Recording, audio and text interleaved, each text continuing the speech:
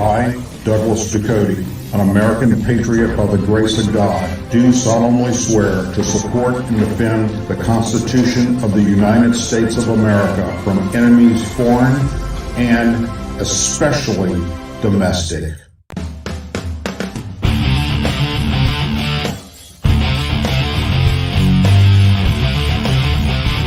I, Douglas Ducote, an American patriot by the grace of God, do solemnly swear to support and defend the Constitution of the United States of America from enemies foreign and especially domestic. Say it with me. I pledge allegiance to the flag of the United States of America and to the republic for which it stands, one nation, under God, indivisible, with liberty and justice for all. Good evening, American patriots, and welcome to another edition of the Douglas Ducote Show. You had many places you could be tonight. You chose to be here with me, and for that, I am forever grateful. Thank you very, very much. Today is Independence Day, July 4th. Wow. And you know what? I doubt for one second that our forefathers envisioned where we'd be at today. Got a little bit to say about that tonight. First, let me talk to you a little bit about this day. July 4th marks the annual holiday that celebrates the adoption of the Declaration of Independence. So, how much do you know about this famous document, after all? Is Independence Day really July 4th? It's not. Officially, the Continental Congress declared its freedom from Britain on July 2nd, 1776, when it approved a resolution and delegates from New York were permitted to make a unanimous vote. John Adams thought July 2nd would be marked as a national holiday for generations to come. July 4th is when the Declaration was adopted. After voting on independence, the Continental Congress needed to finalize a document explaining the move to the public. It had been proposed in a draft form by the Committee of Five: John Adams, Roger Sherman, Robert R. Livingston, Benjamin Franklin, and Thomas Jefferson. And it took 2 days for the Congress to agree on all the edits. 6 people signed the Declaration and also the Constitution. Franklin was among a handful of people who signed both historical documents. The others were George Read, Roger Sherman, Robert Morris, George Clymer, and James Wilson. But they didn't sign the Declaration on July 4th. Once the Congress approved the actual Declaration of Independence document on July 4th, it ordered it to be sent to a printer by the name of John Dunlap. About 200 copies of the Dunlap broadside were printed, with John Hancock's name printed at the bottom. Today, 26 copies remain. So, what if I happen to stumble across one of those documents? Because there's several that are missing. I don't know, let's say in a garage sale, for instance. Well, that's exactly what happened in 1989 in Adamstown, Pennsylvania. Somebody went to a flea market and they purchased a picture. It was tucked behind an old picture in a frame that cost the buyer $4. That version of the Declaration was eventually acquired by TV producer Norman Lear for $8.1 million. Could you imagine? You go to a flea market, you see a cool picture in a nice picture frame, you buy it, and then at some point you decide to see if there's anything behind it. And lo and behold, if there's not a Declaration of Independence, one of the original copies that Dunlap produced. $8.1 million later, you're very happy. So, when was the Declaration actually signed? Most of the members of the Continental Congress signed a version of the Declaration in early August, not July, in 1776 in Philadelphia. The names of the signers were released publicly in early 1777, So that famous painting showing the signing of the declarations on July 4th, 1776, is a bit of an exaggeration because that whole group were probably never together at the same time ever in their lives. The Declaration association with the Independence Day actually came from a lapse of memory. Historian Paula Meyer said in her 1997 book about the Declaration that no member of Congress recalled in early July 1777 that it was almost a year since they declared their freedom from the British. They finally remembered on July 3rd, and July 4th became the day that seemed to make sense for celebrating independence. The Declaration suffered from a lack of early respect. Meyer also said the Declaration, in celebrating its signs, was stuck in a feud between the Federalists of John Adams and the Republican of Thomas Jefferson. The Declaration and its anniversary day weren't widely celebrated until the Federalists faded away from the political scene after 1812.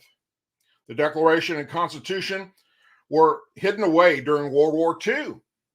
Both documents were packed up about 2 weeks after Pearl Harbor was attacked. They were given a military escort to Fort Knox in Kentucky, where they remained until late 1944. Remember the movie National Treasure? A secret message written on the back of the Declaration is a key plot device. Well, there really is a message written on the back of the Declaration of Independence, the one that's on display in Washington, D.C. There is a visible message on the back that reads, Original Declaration of Independence dated 4 July 1776. It's not as dramatic as the movie, and experts believe it was a label added at some point when the Declaration was in storage. And with that, happy 4th of July, Patriots. If you have not had the opportunity to go to Washington, D.C., up to the Smithsonian and see all the wonderful things that are there, look, it's a must. If you're able, even if you have to save for a year or two to do it, you need to get up to Washington, D.C. and look at America's history. I've been blessed to have the opportunity to go there many times. And many times, every time I've gone, actually, I've went and looked at the Declaration of Independence. I've stood there and waited to get my eyes on it. What I can remember, very, very, I guess disheartening to say, is that when I first went there and saw it, which was probably around 1983, I believe, you could make out all the wording. And the last time I was up there, which was a little over 2 years ago, you were looking at basically nothing. You couldn't make out what that was. And that's because they've tried everything in their power to get the lights correct to where it doesn't absorb the ink and destroy the document. It is sealed in a airtight compartment with a light on it. You're not allowed to take pictures in there. That's one of the things that probably did damage to it along the way and through the years. People coming there to tour it and see it and take photographs of it with flash photography. And that deteriorates paper. And sadly, that's what's happened. But hey, look, there are other copies of the Declaration of Independence out there. If you're into searching for stuff like that, it may land you with $8.1 million like it did this guy who bought a $4 picture frame. That's pretty actually awesome story. All righty. The lead story for the night. If your son is a drug addict, just because you are the president does not mean he won't try to do some blow in the White House. You could not make this up if you tried. A suspicious substance found at the White House was reportedly been determined to be what? Drum roll. Cocaine. The substance, which was found inside the White House West Wing this past Sunday, sparked an evacuation and emergency response. On Sunday evening, the White House complex went into a precautionary closure as officers from the Secret Service Uniform Division investigated an unknown item inside a work area, the U.S. Secret Service said in a release statement. The DC Fire Department was called to evaluate and quickly determine the item to be non-hazardous. The item was sent for further evaluation, and investigation into the cause and manner of how it entered the White House is pending. The Secret Service investigation reported the positive test for cocaine in the suspicious item. According to the Washington Post, hazmat team was called to the area of the 18th Street and Pennsylvania Avenue following the package discovery because they didn't know what it was. Could be anthrax or something, or some kind of, who knows, a threat to the president. They didn't know what it was. So they took caution and evacuated the place and called in hazmat. Secret Service units blocked off roads around the White House following the incident. When asked for comment, Joe Biden said he had no clue how cocaine ended up in the White House, nor how $5 million extra dollars found its way into his bank account, nor does he have a clue how classified top secret documents from his time as senator and as vice president found its way into his former campaign office, his personal office, between the ones he used as vice president and when he was a member of Congress, his house, or his garage next to his Corvette. But he's sure it's a Russia collusion plot involving Donald Trump trying to frame him.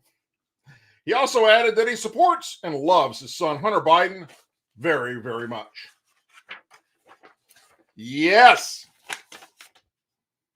Cocaine in the White House. Oh, Hunter was getting him some blow on.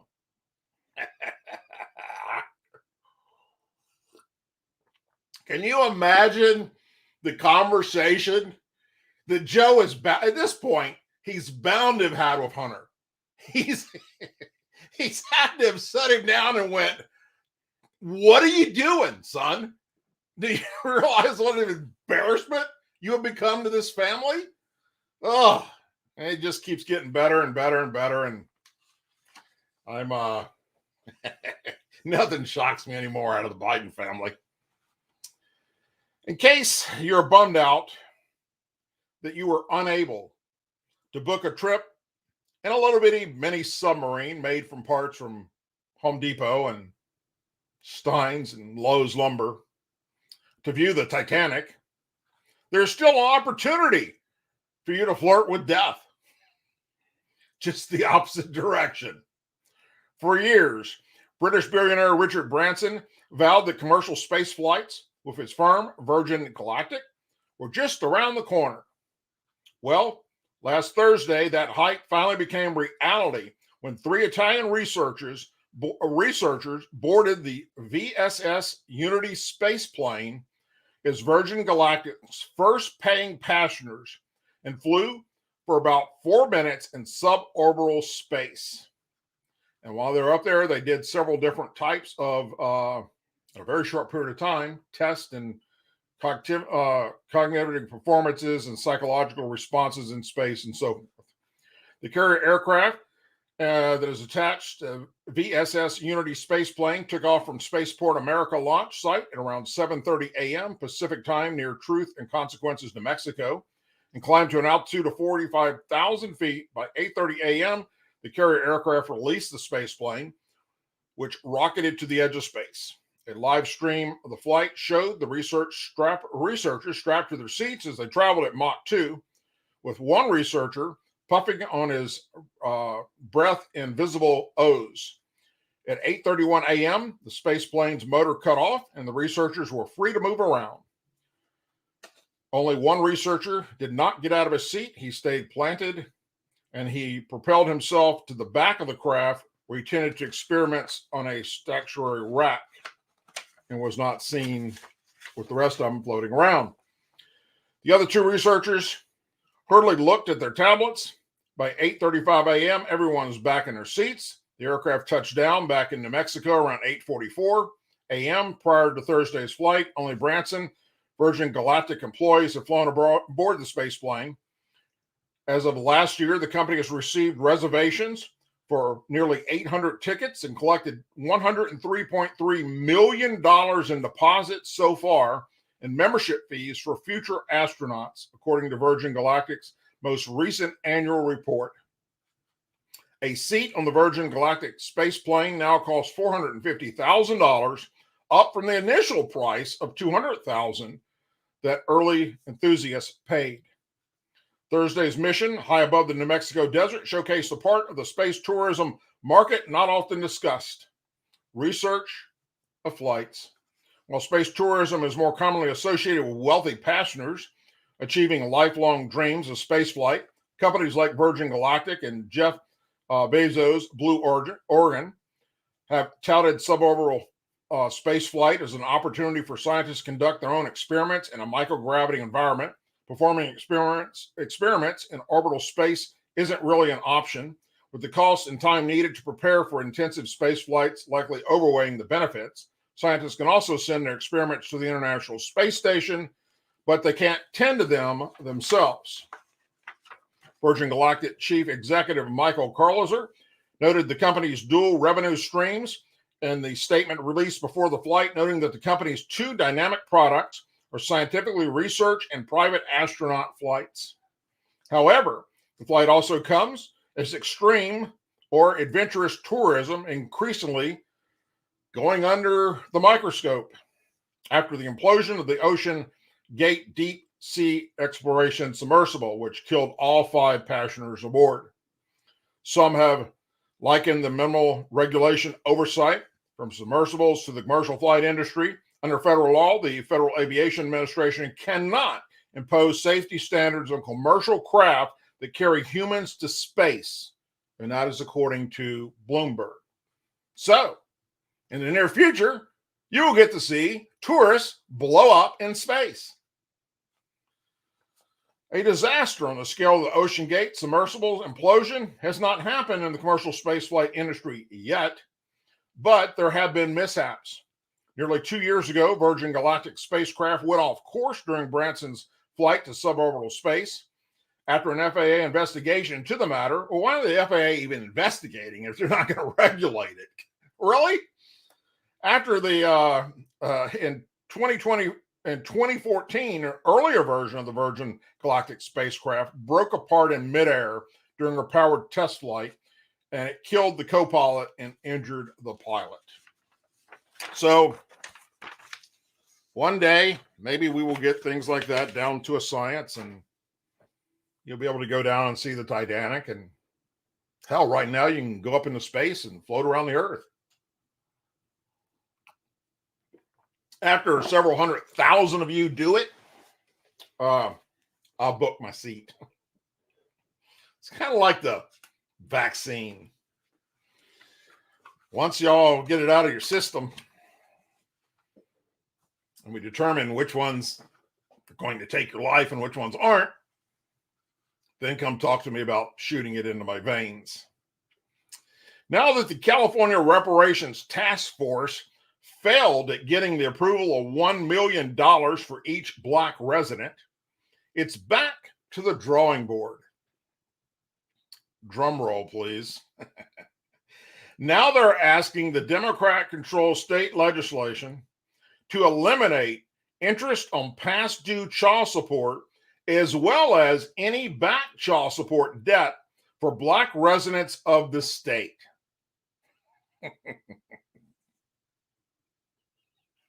I swear it's like a Saturday Night Live skit. This is the real news. Okay. Since you're not going to give us $1 million and for reparations for slavery for something that didn't happen in my lifetime in a state that never approved slavery, then we shouldn't have to pay for our kids that we're pumping out all over the fucking place. Are you shitting me? These are legitimate people that were sent to this board by the governor himself, Newsom, who's already threw out their $1 million thing, going, that's not going to fucking work. Our state's broke. It's falling the fuck apart. And now, I mean, what an embarrassment. Think about that. What if I've spoken already to 2 friends of mine that are Black who said this is an embarrassment to the Black race. with the problem that's already happening and existing in America that most people don't want to talk about because, oh, it makes you a racist bigot, is that the huge amount of Black youth out there that don't know who their daddy is. And that's a fucking shame. And then on top of that, what gets created? A vacuum of Black on Black crime. Another epidemic of Black youth gunning down Black youth in the streets all over the country. And it's pretty damn sad. Its final report released last week, the group claimed discriminatory laws have torn African American families apart, and that one effort of that is the harms caused by this disappropriate amount of African Americans who are burdened with child support debt. Now, every member of this committee are Black. I think they're all over the age of 40 by looking at them. The burden. Black men should not have the burden of paying child support. The nearly 1,100-page document states that Black California represents a larger percentage of those who owe child support debt than their portion of the state's population. That's shameful. And now you just want to say, fuck the kids. Wow. It also claimed the 10% interest the state charges on back child support hinders their ability to finance further education, attending job training, finding employment, and maintaining housing because of the legal consequences of not paying such debt. The report cited a 2003 California Department of Child Support Services study that estimated that 27% of owed child support in the state was unpaid interest. That those who owed child support had lower incomes than the typical California worker, and that such interest required a larger portion of their income to actually pay the debt. The task force recommends that the legislative elect to terminate all interest acquired on Black child support, requiring only the payment of the principal owed, if anything. At a minimum, the proposal recommends that the legislative eliminate the prospective cured of interest on child support debt of low-income parents, the report said. Task force further recommended that the legislation amend Family Code Section 17560, the offers and compromise provision, to allow for officers and compromise and forgiveness of child support debt based solely on a parent's financial circumstances and ability to pay, it added. The report is a culmination of 2 years of research done by the task force, to which it says it is historical discrimination faced by Black Californians and their ancestors in the state. And again, a state that never, ever allowed slavery is pushing for this. It also offers a broad account of the ways it accuses the state of wronging descendants of Black slaves. The state legislation will now determine what aspects of the report, including monetary compensation for Black residents, will be approved or denied. Look, if you idiots that are in the congressional side of California vote to allow Black men to no longer have to be responsible for supporting their children with child support, each and every one of you that do that need to be removed from this country and sent some fucking place else. This is not only un-American, it's inhuman. And for those that do not support their children, that's one of my pet peeves. I fucking can't stand that. Wear a condom or don't pull your shit out. Period. Go rent a movie. Look up porn on your phone. but stop impregnating women all over the freaking countryside, for crying out loud. As if this request was not stupid enough, California's Reparations Task Force wants state lawmakers to ban the arrest and prosecution of Black people who violate laws against public urination and other public disorder offenses. The task force said in its final report released last week. The call to end police enforcement of laws, including those that prohibit public urination, is among the official policy recommendations listed in the final report, which contains 40 chapters and runs well over 1,000 pages. A significant portion of law enforcement contact with the public relates to low-level, non-violent offenses. Thus, the example, law enforcement is frequently tasked with enforcing public disorder offenses, such as illegal camping, public intoxication, disorderly conduct, minor trespassing, and public urination, all of which Black people should no longer be held accountable for. Although the subjects of these contacts are often experiencing homelessness and mental health crisis, or both, responding officers typically possess neither training nor expertise in working with these vulnerable populations, the report charges. And as a former member of law enforcement in the state of California, I call bullshit. This disconnect often results in the use of excessive and sometimes fatal force that falls disproportionately on Black individuals. Given the devastating impacts of this kind of over-policing, the task force recommends that the legislature prohibit law enforcement from criminally enforcing public disorder infractions and other low-level crimes. The report continues. Instead, a public health and safety institution without criminal arrest or prosecution powers would enforce prohibitives such as sleeping on the sidewalk, fare evasion, and simple transit-related or other public disorder violations that criminalize poverty. People arrested or criminalized prosecuted for these administrative violations should be granted a private right of action to sue for damages or should automatically receive damaging payouts. I wonder if that's going to be $1 million. The report stops short of giving an exact dollar amount it wants for descendants of slaves to live in the state, though it makes clear the task force thinks the dollar amount should be significant.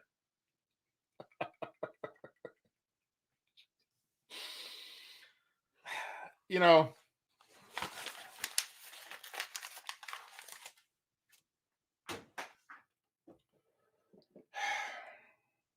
hey, California, what are we doing? What are we doing? Why haven't y'all rose up yet?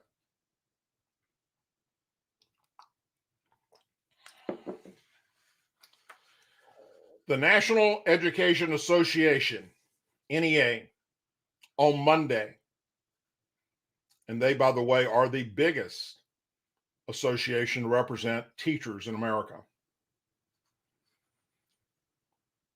On Monday, recommended that teachers include the controversial book titled Gender Queer on their summer reading list for kids. The book was featured in the NEA's Great Summer Reads for Educators list, the showcase of 11 books. Among those were White Fragility, a book that insists that white Americans use anger, shame, and guilt to avoid taking responsibility for racial inequality.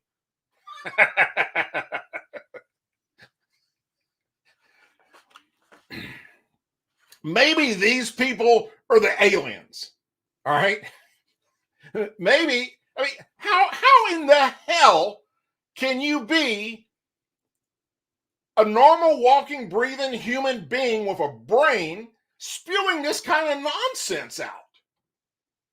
I mean, it's just...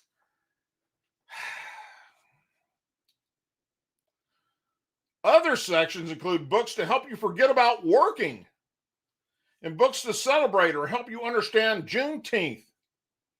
Under the banned books section, Gender Queer is recommended as a read. Gender Queer has a Courted majority controversial among American parents for being in public school libraries throughout the U.S. and has been challenged for its depictions and description of oral sex as well as discussions on masturbation, none of which should be in the school system in America. College? I'm okay with that. Hell, I'd even give you some fucking rope here to say for 12th graders. But the rest of them, no, it's not okay. Fox News Digital previously reported on genderqueer's author, Maya Kobe, defending the sexual explicit graphic images in the memoir during an interview with NPR in January. And I honestly think the book is a lot less explicit than it could be, she said to NPR. The topic of gender touches on identity and it touches on sexuality, she said. And it's hard to fully explain, I think, how a gender identity can impact every facet of life as an adult without touching at least a little bit on sexuality. And I want to at least not to shy away from that. The book also discusses her journey of self-discovery, identifying as gender binary. The list of books comes after the president of the National Education Association declared that racial and social justice is a pillar of the NEA's efforts. For us at the NEA, education justice must be about racial justice. It must be about social justice. It must be about climate justice. It must be about all of those things, said President Becky Pringle. For our students to be able to come to school ready to learn every day, we can never think of education as an isolated system because everything connects to our students' ability to learn. So we have to necessarily talk about housing justice, food inequality, and the reality that we all just went through a global pandemic together. And of course, it was the most marginalized communities that were already suffering from the inequities in every single social system in the country and around the country. Really, I thought whole fucking everybody shut down. What the hell are they talking about? Did I miss something here? White neighborhoods had to shut down, and they shut down restaurants and said you couldn't go out in public unless you had a mask on, and social distancing. And how did this just affect the poor communities of Black people? What am I missing here? I'm not. They are. They're missing common sense. That's the problem we have in this country. That's the problem we have on planet Earth. Too many people can't think outside that little box. They just can't. They're babbling idiots walking around, and sadly, many of them are dictating what our children are going to learn or not learn about our country, about our politics, about life. And hell, I feel sorry for the future generations of kids coming up that are just going to be born basically walking pussies. They're not going to have any ability to defend themselves, to stand up for right over wrong, to voice their opinion. No, hell no. It's going to be squashed by a few from the far left liberal ideology that is infiltrating everything we have, especially our school systems, and trying to teach our kids that everything's bad. This flag's bad. Everything's bad. We're all bad. The military's bad. Law enforcement's bad. Just continues on and on and on about how hateful Americans are. That's what's being taught to our kids. It's happening right here, right in front of us, every single day in America.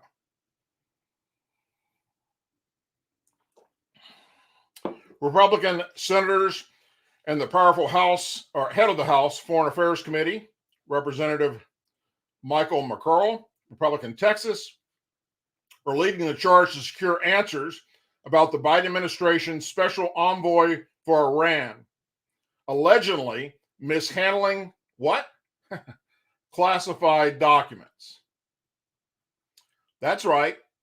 Somebody in Joe Biden's administration Not him, by the way. No, not him. But somebody that works for him mishandled classified documents. President Biden's special envoy for Iran, to be exact, Robert Malley, has been stripped of his security clearance and placed on unpaid leave until an investigation is completed. McCarr sent a detailed information request letter to Secretary of State Anthony Blinken last week. Texas Republican wrote that Malley's suspension earlier this year raises serious concerns, both regarding Malley's conduct and whether the State Department misled Congress and the American public. While the suspension of Special Envoy McAlley's clearance is independently troubling, our concern is compounded by the State Department's failure to respond to the committee's effort to conduct oversight on its negotiations with and policies towards Iran. Since April 11th, 2023, the committee has repeatedly requested Special Envoy Malley's testimony, which the department has not fulfilled. Despite Special Envoy Malley's numerous press engagements dating back to May 30th of 2023, Malley declined to appear before the committee due to illness of a close family member. However, at no point did the department indicate that Special Envoy Malley's security clearance was suspended or under review, or that he was being investigated for potential misconduct, wrote the congressman. He added the department's failure to inform Congress of this matter demonstrates at best a lack of candor, and at worst represents deliberate and potentially unlawful misinformation. When asked by McClellan's letter, a State Department spokesperson told Fox News Digital, "We do not comment on congressional correspondence." Rob Malley is on leave, and Abram Pavey is serving as acting special envoy for Iran and leading the department's work in this area. We have nothing further to offer this time. Malley confirmed that his clearance is being investigated, but said he's confident about the positive outcome.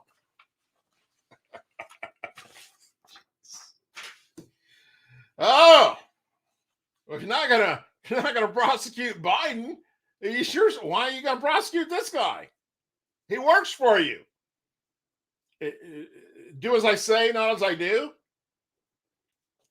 Joe, you had classified documents in both your homes, in both your former offices, in your garage, and you're not being held to any account for anything. In the meantime, Trump's going through a legal hell for his, and now one of your own people is just had his security clearance taken away, and he's in a little timeout period right now.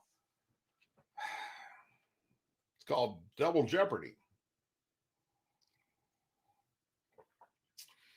I and many people on YouTube, across social media, have said many times that Joe Biden and the Democrat Party are disrespecting our constitutional rights. And today, being July 4th, is a good time to talk about this. A U.S. District Court has temporarily prevented the White House from meeting with tech companies about social media censorship, arguing that such action in the past were First Amendment violations. The Tuesday injunction by Louisiana Judge Terry A. Daughtry was in response to a recent lawsuit from Louisiana and Missouri Attorney General. The suit alleges that the White House coerced or significantly encouraged tech companies to suppress free speech during the COVID-19 pandemic. Daughtry is barring several federal officials and agencies, including some of Biden's cabinet members and White House Press Secretary Karine Jean-Pierre, from contacting social media companies in an effort to suppress speech. Google, Meta, and Twitter were all named in the lawsuits.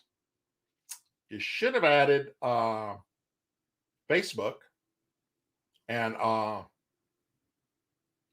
YouTube. The injunction, which is obtained by Fox News, states that the government actions violated the free speech clause and that the court is not persuaded by defendants' arguments.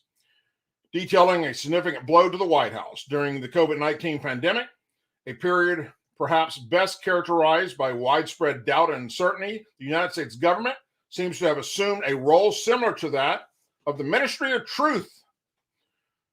If allegations made by plaintiffs are true, the present case arguably involves the most massive attack against free speech in the United States history.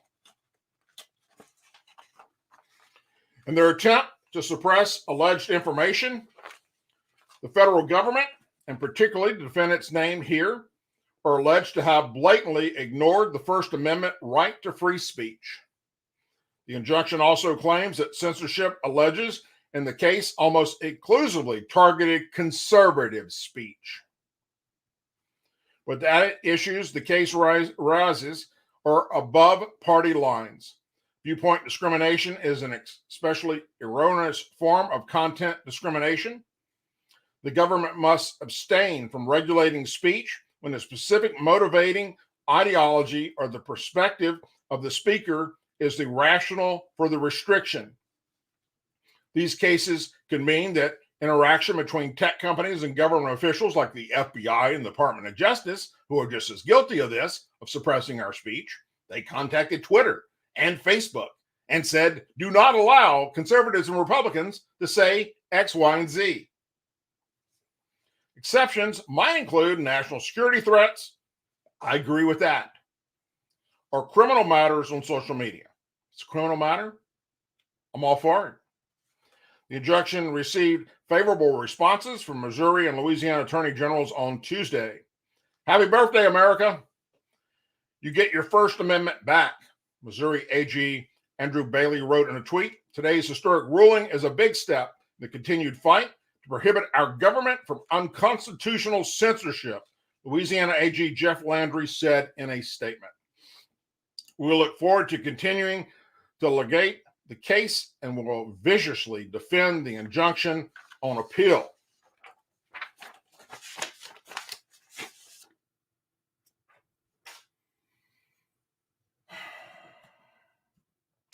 Folks, I'm going to cut tonight's show short because I have to drive across the state, about 5 hours from where I'm at, to New Orleans tonight, because in the morning I have a doctor's appointment that I have to attend. Going to be a long night and a long day tomorrow. So if you haven't already done so, please go to the description of this show once it's up as a regular video, as well as all my videos, and you can see where you can follow me on social media. Follow me there, I'll follow you back. That's how we do this. The website is currently down. It's going to be down for the rest of this week. Hopefully we'll be back up by Saturday, if not sometime next week. I've got a new company that has come in and they are completely rebooting the entire website. We had a bunch of different things that were difficult to navigate, and we had things that were possibly open for bad people to target, which is something we sure as hell don't want in this day and age. So it's going to be set up to where they can't do that, or at least it will make it way more difficult for them to do it. So DouglasDucote.com will be up and running hopefully real soon. I'll let you know as soon as it is. You had many places to be tonight. Chose to be here with me, and for that, I am forever grateful. Thank you very, very much. Happy 4th of July to everybody. Whatever you're doing tonight, please do it safe. Be careful. Think about our men and women that are deployed in the United States military, as well as those first responders and our police officers out there on the streets tonight. They're trying to distinguish between gunfire and fireworks. And also, if you have puppies like I do, hold them tight, wrap them up in a little blanket, because most dogs do not like fireworks. I can say firsthand, mine can't stand that. Anyhow, thank you all. As always, please say a prayer for our men and women serving the United States military, our veterans, our law enforcement officers, our first responders and their families, our angel families, our blue and gold star families, and our country. May God bless the United States of America. And hopefully for many, many, many, many years to come. Although sadly, my friends, Don't ever say the United States can't fall, because every country in the history of this planet that's risen to high powers have fallen. And we are so damn close to it right now. That's why we ask for God's interference. We ask God to get involved, because there's only so much we can do as humans. Thank you. God bless you. Take care. And I'll see you right back here on Thursday night at 8 p.m. Central Time. I'm off to New Orleans, Louisiana. Not going to be partying tonight, by the way. But I'll be back next week. I'll be back Thursday. And I'll see you then. Take care, everybody. God bless.